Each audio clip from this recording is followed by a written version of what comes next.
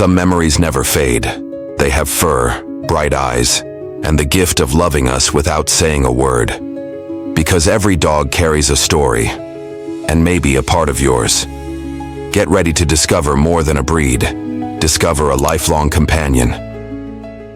The icy wind of Akita province cut like invisible blades through the snow-covered mountains of northern Japan. It was the harsh winter of 1603, the first year of the Edo era, when the Tokugawa shogunate consolidated its power over the entire archipelago. In the ancestral lands of the Satake family, daimyo of Akita, an extraordinary discovery was about to forever change the destiny of Japanese dogs. Takeshi Yamamoto, master hunter in service to the Satake clan, rode through the dense forest when he heard a howl different from any sound he had ever heard. It was not the sharp cry of a common wolf, nor the familiar bark of the hunting dogs he knew. It was something deeper, more majestic, a sound that seemed to echo from the sacred mountains themselves. Following the sound through the deep snow, Takeshi discovered a scene that left him breathless. A medium-sized female dog with thick golden coat like the rising sun was courageously defending her puppies from a pack of hungry wolves. Her almond-shaped eyes shone with an almost human intelligence, and her posture radiated a dignity that Takeshi had never seen in any animal. The hunter did not hesitate. Drawing his katana, he joined the fight alongside the brave mother. Together, they drove away the predators, but not without cost. The female was wounded, bleeding from several deep cuts. Takeshi carried her along with her 3 puppies to his mountain cabin, where he tended to her wounds with the dedication of a samurai caring for his lord. During the weeks of recovery, Takeshi observed with growing fascination the extraordinary qualities of that canine family. The puppies grew rapidly, demonstrating not only exceptional strength and endurance, but also a loyalty and intelligence that transcended everything he knew about dogs. The mother, whom he named Yuki, Snow, seemed to understand every word he said, anticipating his movements and responding to his commands with almost supernatural precision. When spring arrived and Yuki was completely recovered, Takeshi made a decision that would change history. He would bring this extraordinary family to his daimyo, Yoshinobu Satake, convinced that he had discovered something truly special. Kubota Castle rose majestically against the blue sky of spring 1604. Its black stone walls and curved roofs of red tiles reflected the power and elegance of the Satake clan. In the inner gardens, cherry blossoms in bloom created a pink carpet that contrasted dramatically with the austere architecture of the castle. Takeshi waited nervously in the main courtyard, accompanied by Yuki and her 3 puppies, now adolescents and impressive in their wild beauty. The largest of the males, with brindle coat and penetrating eyes, especially caught attention. Takeshi had named him Ryu, Dragon, for his presence radiated the same mystical power as legendary creatures. When Yoshinobu Satake emerged from the main palace, his retinue of samurai and advisors followed him in ceremonial formation. The daimyo was a middle-aged man with battle scars that told the story of his rise to power. His experienced eyes immediately evaluated the dogs presented by his most trusted hunter. "Takeshi-san," said Yoshinobu with his deep and authoritative voice, "I have heard extraordinary rumors about your discovery. They say you have found dogs with the spirit of the mountain kami." "My lord," replied Takeshi, bowing deeply, "I believe these animals were sent by the gods to serve the nobility of our land." Observe.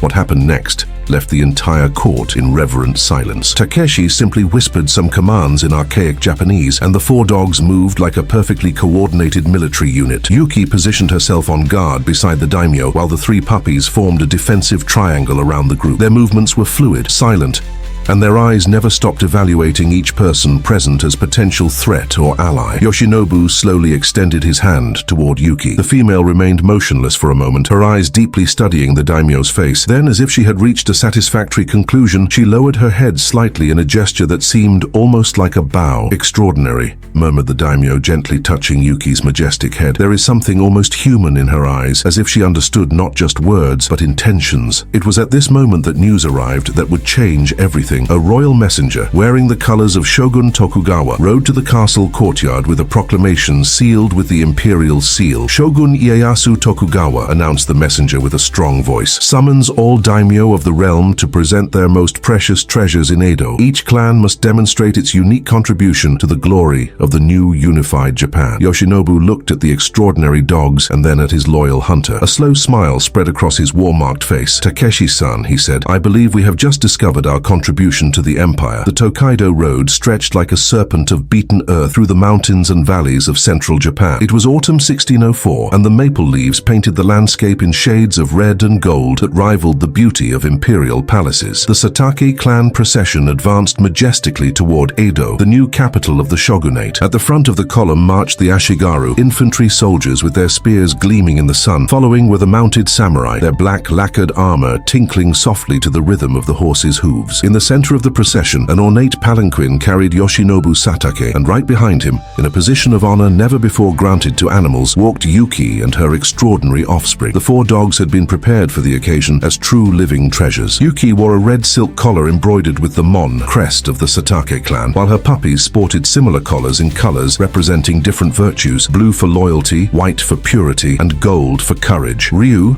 the largest of the puppies, had grown to become a magnificent specimen, almost 70 centimeters tall and with a presence that commanded respect even from the most experienced samurai. Takeshi rode alongside the dogs, observing with growing pride how they adapted perfectly to the formality of the procession. They maintained formation without need of command, their steps synchronized with the rhythm of the military march. When the procession stopped at checkpoints or towns along the way, crowds gathered to observe the divine dogs of Akita, as they had begun to be called. At one of these stops, in the town of Odawara, an incident revealed the true extraordinary nature of these animals. A group of intoxicated ronin, masterless samurai, began causing trouble at the inn where the procession had stopped to spend the night. When one of them made the mistake of verbally threatening Yoshinobu Satake, Ryu reacted instantly. Without barking or showing any sign of obvious aggression, the young male simply positioned himself between the ronin and his daimyo. His posture was calm but threatening, his eyes fixed on the aggressor with an intensity that made the drunken man involuntarily back away. The other dogs moved silently to flank Ryu, creating a living barrier around their master. "That dog has the spirit of a samurai," whispered one of the more sober ronin, bowing respectfully before dragging his companions away. News of this incident spread quickly down the road, preceding the procession to Edo. When they finally reached the capital, a curious crowd was already waiting for them at the city gates. Edo Castle rose like an artificial mountain in the heart of the Kanto Plain. Its concentric walls and elegant towers represented the pinnacle of Japanese military architecture, while its inner gardens rivaled the paradises described in Buddhist sutras. It was here, at the center of power of the new Japan, that the destiny of the Akita dogs would be determined. Yoshinobu Satake waited in the Hall of 1,000 Tatami, the vast audience hall where the shogun received his vassals. The walls, decorated with paintings of golden dragons and silver phoenixes, seemed to come alive in the flickering light of paper lanterns. Beside him, in a demonstration of extraordinary confidence, stood the 4 Akita dogs, motionless as stone statues. When the double doors of the hall opened and Tokugawa Ieyasu entered accompanied by his court, the silence became absolute. The shogun, then 62 years old, was an imposing figure even in advanced age. His small but penetrating eyes had seen the unification of a country divided by centuries of civil war, and his bearing radiated the authority of one who had shaped the destiny of a nation. Ieyasu stopped a few meters from the dogs, studying them with the calculating gaze that had made him famous. Yuki and her offspring remained perfectly motionless, but their eyes followed every movement of the shogun with attention that bordered on reverence. "Satake-san," Ieyasu finally said, his voice echoing in the silent hall. "You brought me dogs, but their eyes suggest you brought something more." "Excellence," replied Yoshinobu, bowing deeply. "I brought you guardians created by the kami themselves to serve the imperial house. These are not simple dogs, but loyal spirits incarnated in canine form." To demonstrate his words, Yoshinobu made an almost imperceptible gesture with his hand. Instantly,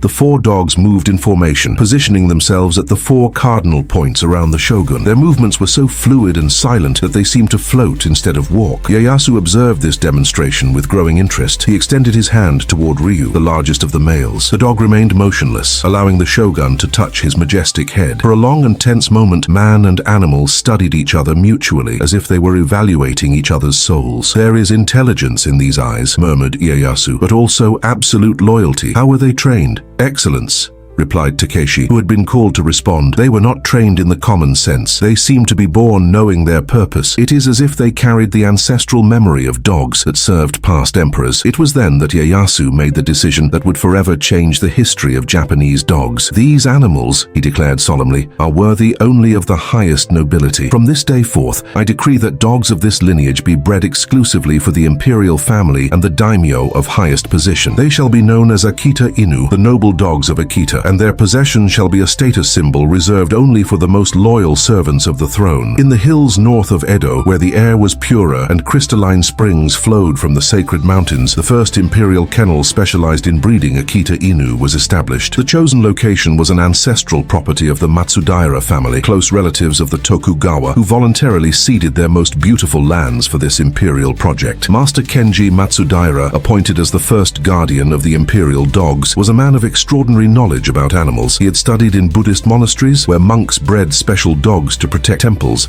and had also learned ancient Chinese techniques of animal selection. His mission was clear: develop a lineage of Akita Inu that incorporated not only beauty and physical strength, but also the moral virtues most prized by Japanese culture. The kennels were built following the principles of feng shui and Japanese harmony with nature. Each structure was oriented according to the cardinal points, with inner courtyards that allowed the dogs to observe the changing seasons and connect with the natural rhythms of the cosmos. Zen gardens with carefully arranged stones and small ponds with golden carp provided an environment of serenity that was reflected in the animal's temperament. Yuki, now recognized as the founding matriarch of the imperial lineage, lived in quarters worthy of a royal concubine. Her pavilion had a view of Mount Fuji, and she spent hours contemplating the sacred mountain as if seeking inspiration from ancestral spirits. Her 3 sons had been separated to establish distinct bloodlines, each emphasizing specific characteristics. Ryu, the most imposing, was designated to produce warrior dogs, animals with exceptional courage and sharp protective instincts.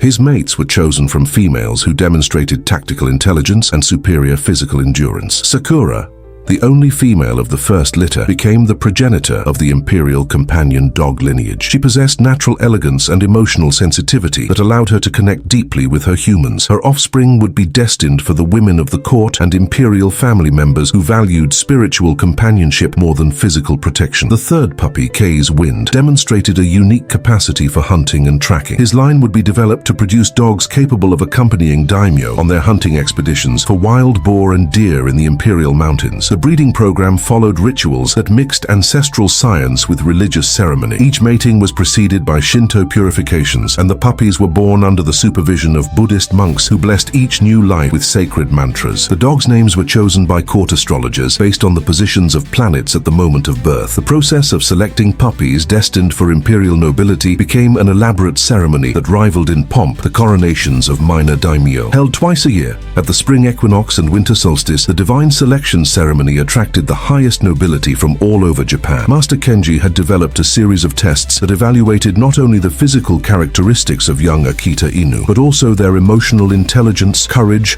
loyalty, and even their capacity for spiritual perception. The puppies, approximately 6 months old, were subjected to these challenges in a carefully controlled environment that simulated situations they might face in real life. The first test was known as the Mirror of the Soul. Each puppy was placed before a polished mirror, and experienced observers noted their reactions. Puppies destined for greatness demonstrated controlled curiosity, approaching the mirror with caution but without fear, studying their own image with the concentration of a philosopher contemplating profound mysteries. The second test, the Proof of Loyalty, involved temporarily separating the puppy from its siblings and presenting it to a gentle stranger who offered food and affection. Superior puppies accepted kindness but maintained reserved dignity, never becoming servile or excessively dependent. They seemed to instinctively understand that true loyalty could not be bought with gifts. The third test was perhaps the most revealing, the confrontation with shadow. Each puppy was exposed to a slightly threatening situation, a masked stranger approaching with abrupt movements. Future imperial dogs reacted with controlled courage, positioning themselves defensively but without unnecessary aggression, demonstrating even at this young age the ability to discern between real threats and minor provocations. During a particularly memorable ceremony in spring 1608, a young female named Hana Flower demonstrated qualities so exceptional that she left the entire imperial court in silent admiration. A direct descendant of Yuki and Ryu, she possessed her grandmother's golden coat combined with her father's majestic bearing, but it was her spiritual presence that truly distinguished her. When presented to Shogun Ieyasu himself, then 66 years old and visibly weakened by years of government, Hana did something no dog had done before. She approached the elderly ruler and delicately placed her head upon his feet, remaining motionless in a position that seemed almost like prayer. Ieyasu, known for his iron composure, was seen wiping tears from his eyes. This animal, he said with a voice choked with emotion, understands the weight of command and offers comfort without being asked. She shall be my personal companion in the years I have left. The years passed like leaves carried by the autumn wind, and the lineage of Imperial Akita Inu established itself firmly in the Edo court. In 1616, when Tokugawa Ieyasu died, Hana was at his side, and court records relate that she remained in vigil over her master's body for 3 days and 3 nights, refusing to eat or drink until funeral rites were completed. Under the government of the second shogun, Hidetada Tokugawa, the Akita Inu assumed even more important roles in the power structure of feudal Japan. It was discovered that these dogs possessed an almost supernatural ability to detect lies and hostile intentions. When foreign ambassadors or suspicious daimyo were received at court, the presence of an Akita Inu in the room often revealed more about visitors' true intentions than hours of diplomatic interrogation. The legendary Akita Inu, known as Tetsuo, Iron Man, became famous for his ability to evaluate characters. A descendant of Ryu's line, he had been designated as personal companion to young Prince Ieyasu, heir to the shogunate. Tetsuo developed a peculiar method of testing people. He would calmly approach new visitors and observe them intensely for several seconds, as if reading their souls. Those who passed his test received a slight nod of the head. Those who failed were simply ignored. Court advisors soon learned to observe Tetsuo's reactions as a reliable indicator of trustworthiness. On several occasions, the dog identified traitors before their conspiracies were even discovered by the shogun's human spies. One such occasion in 1623 involved a daimyo from Echizen province who had come to Edo to renew his oaths of loyalty. During the formal ceremony in the castle's main hall, Tetsuo, who normally remained motionless during such events, abruptly stood up and walked to the visitor. Instead of his usual silent evaluation, the dog began to circle the man slowly, never taking his eyes from his face. The daimyo, visibly uncomfortable, tried to maintain composure, but drops of sweat began to appear on his forehead. Finally, Tetsuo stopped directly in front of the man and emitted a low, threatening sound that made everyone present freeze. Within a week, the shogun's spies discovered that the daimyo had been secretly corresponding with Dutch Christians about the possibility of an armed rebellion. Tetsuo had detected the betrayal before it was even put into action. The years between 1630 and 1650 are remembered as the golden age of Imperial Akita Inu. Under the third shogun, Ieyasu Tokugawa, the breeding program reached levels of sophistication that rivaled the most refined arts of the Edo period. The imperial kennel had expanded to include facilities in multiple provinces, each specialized in developing specific aspects of the breed. In Kai province, in the mountains west of Edo, a special kennel was established to breed Akita Inu, adapted for high-altitude conditions. These dogs developed exceptionally efficient lungs and endurance that allowed them to accompany military expeditions through Japan's most challenging terrains. In the coastal plains of Sagami, another kennel focused on breeding dogs with superior aquatic abilities. These Akita Inu, while maintaining all the noble characteristics of the breed, had developed a natural affinity for water and frequently accompanied daimyo on their maritime journeys between Japanese islands. But it was in the sacred mountains of Nikko that the most prestigious lineage was developed. Here, under the direct supervision of Shinto priests who guarded the Toshogu shrine dedicated to the memory of Ieyasu Tokugawa, a special line of Akita Inu was created specifically to serve as spiritual guardians. These dogs, known as Nikko no Kamiken, divine dogs of Nikko, were considered intermediaries between the physical and spiritual worlds. They lived on the temple grounds themselves, participated in religious ceremonies, and were trained not only by canine masters, but also by Buddhist monks versed in meditation and spiritual philosophy. The most famous of these sacred dogs was a female named Amaterasu, named in honor of the sun goddess in Shinto mythology. Amaterasu possessed a pure white coat that seemed to glow with its own light under the sun, and her eyes were of such deep gold that they seemed to contain living flames. Temple records relate that Amaterasu demonstrated behaviors that defied the scientific understanding of the time. She seemed to know when earthquakes were approaching days before the first tremors, alerting monks with specific restless behavior. During important ceremonies, she would spontaneously position herself in locations that maximized the environment's energetic harmony, as if she could perceive the invisible spiritual currents that monks spent years learning to detect. The winter of 1651 brought not only snow to the mountains of Akita, but also a crisis that would test the loyalty of Imperial Akita Inu in a dramatic way. The fourth shogun, Ieyasu Tokugawa, still very young when he assumed power after his father's sudden death, faced a coup attempt orchestrated by some discontented daimyo who questioned his ability to govern. The conspiracy was discovered thanks in large part to the Akita Inu scattered throughout the imperial court. These dogs, now present in all important residences of the nobility, began demonstrating strange behaviors weeks before the planned coup. They became more vigilant, refused to accept food from certain people, and showed obvious signs of discomfort in the presence of specific conspirators. The most dramatic case involved a dog named Loyalty, who served as companion to the young shogun. On the night before the planned coup, Loyal categorically refused to allow Yatsuna to leave his private quarters, physically blocking the door with his body and emitting warning sounds whenever the shogun tried to depart for his normal activities. Initially irritated by the apparently disobedient behavior of his canine companion, Yatsuna was about to order guards to remove Loyal by force when one of the conspirators, unable to bear the psychological pressure of keeping the secret, confessed everything to the shogun's advisors. The coup was thwarted, the traitors were executed, and Loyal became a living legend in the imperial court. From that day forward, belief in the almost mystical instinct of Akita Inu to protect their masters became an article of faith among Japanese nobility. This event also established a tradition that would endure for centuries. No member of the imperial family or high nobility would travel without at least one Akita Inu as companion. The dogs became living symbols of divine protection over the Tokugawa house. With the growing demand for perfect Akita Inu, a new class of specialized artisans emerged, the Inushi, master breeders who dedicated their entire lives to perfecting the breed. These men, and occasionally women, were considered artists on the same level as sword masters or the most renowned screen painters. The most legendary of these masters was Hiroshi Tanaka, known as the Akita Whisperer. Born into a family of horse breeders in Kai province, Hiroshi developed an intuitive understanding of animals that bordered on the supernatural. He could assess the character and potential of an Akita Inu puppy with just a few minutes of observation, and his predictions about how each animal would develop were accurate with a frequency that amazed even other experts. Hiroshi developed training techniques that went far beyond the conventional methods of the time. He believed that each Akita Inu possessed a noble soul that needed to be carefully cultivated through a regimen that combined physical discipline, mental stimulation, and spiritual development. His dogs were not simply trained, they were educated in the true sense of the word. Hiroshi's method began at the moment of birth. He remained present during each birth, whispering Buddhist mantras to newborn puppies and gently touching each one to establish an early emotional connection. During the first weeks of life, puppies were exposed to classical Japanese music, incense aromas from temples, and even recitations of classical poetry. As the puppies grew, their training became progressively more sophisticated. At 3 months, they were learning not only basic commands, but also social etiquette subtleties that would allow them to navigate appropriately in the complex hierarchy of the imperial court. Hiroshi's program included unique exercises like canine meditation, where young Akita Inu learned to remain perfectly motionless for long periods, not from blind obedience, but from a state of full consciousness that allowed them to be completely present and alert.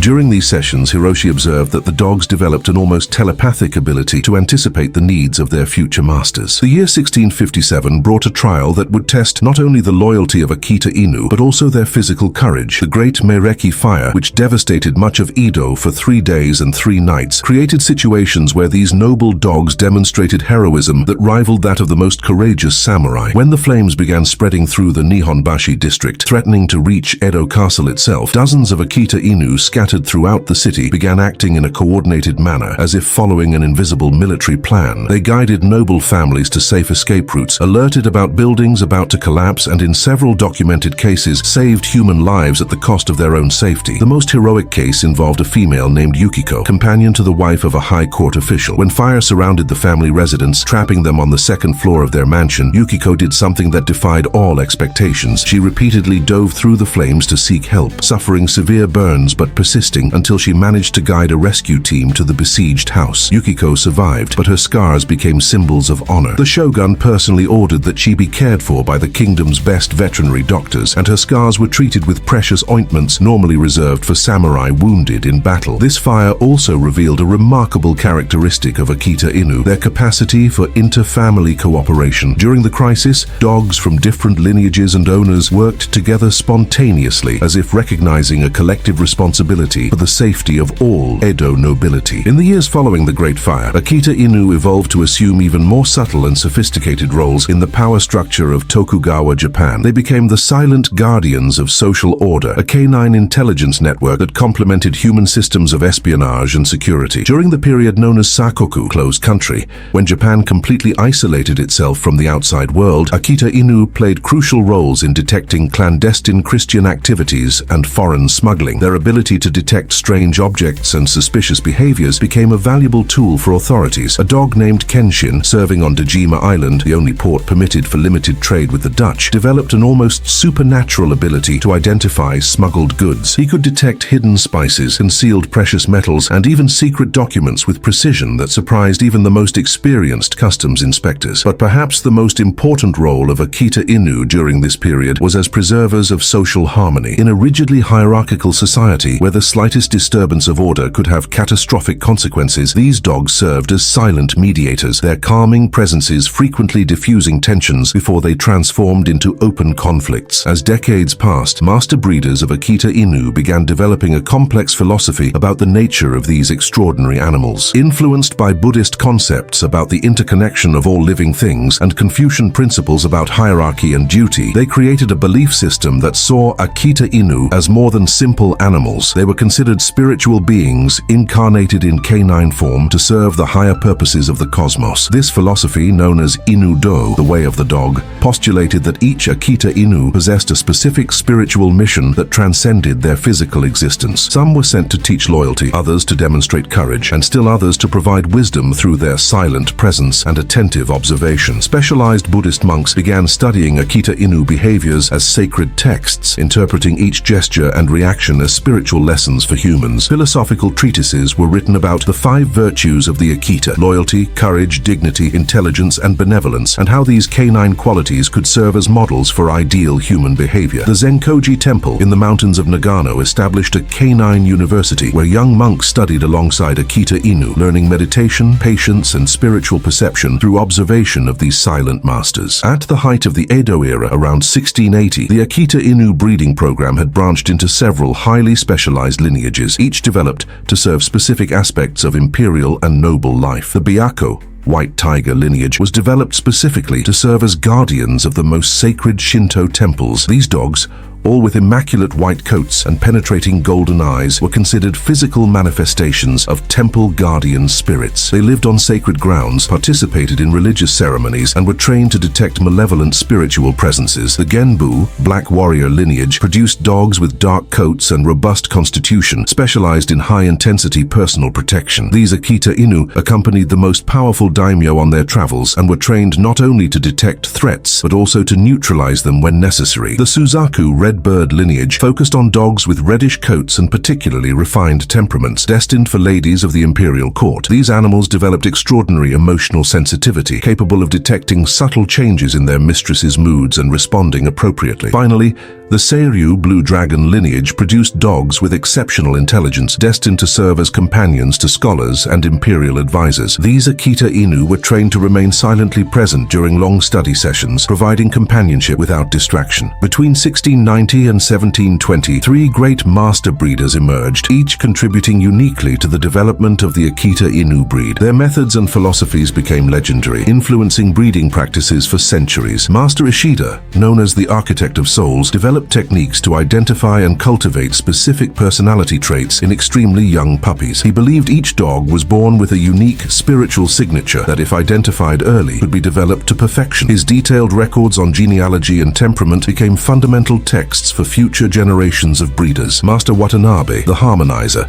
specialized in breeding Akita Inu capable of serving in complex social environments. His dogs could naturally navigate through delicate political situations, remaining neutral in factional disputes while maintaining absolute loyalty to their specific masters. Master Nakamura, the Visionary, pioneered the development of training techniques that prepared Akita Inu for situations that had not yet occurred. He anticipated social and political changes in Japan and trained his dogs to adapt to future circumstances that others could barely imagine. When the Edo period came to an end in 1868 with the Meiji Restoration, Imperial Akita Inu had become more than a canine breed. They represented an ideal of perfection that transcended their physical form. For more than 2.5 centuries, they had faithfully served the Tokugawa house and Japanese nobility, becoming living symbols of the most precious values of Japanese culture. The last Tokugawa shogun, Yoshinobu, upon abdicating his power in favor of young Emperor Meiji, made sure that the imperial kennels were preserved. In an emotional ceremony at Edo Castle, he personally transferred custody of his own Akita Inu, a majestic female named Yamato, to the new imperial regime. These dogs, he declared solemnly, carry in their souls the essence of what is most noble in the Japanese spirit. They served my family with honor for generations, and now they must serve the new Japan with the same dedication. The political transition brought significant changes, but the Akita Inu adapted with the grace that had characterized their breed for centuries. They continued serving the imperial family, now restored to power, and gradually spread among the new class of nobles and entrepreneurs that emerged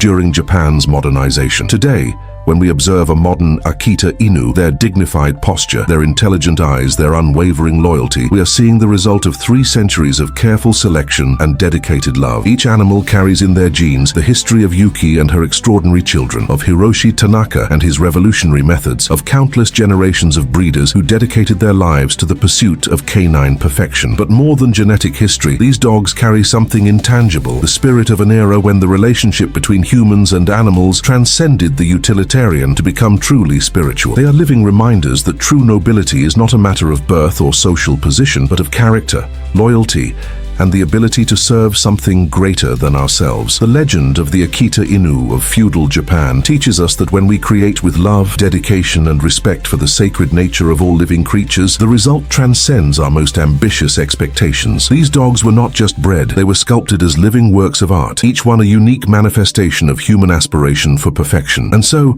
the saga of the Imperial Guardians continues, not only in modern kennels and exhibitions, but in every family that has the privilege of sharing their lives with one of these descendants of the divine dogs of Akita. For in every Akita Inu walking among us today, the ancient promise still echoes: unwavering loyalty, limitless courage, and a love that transcends life itself.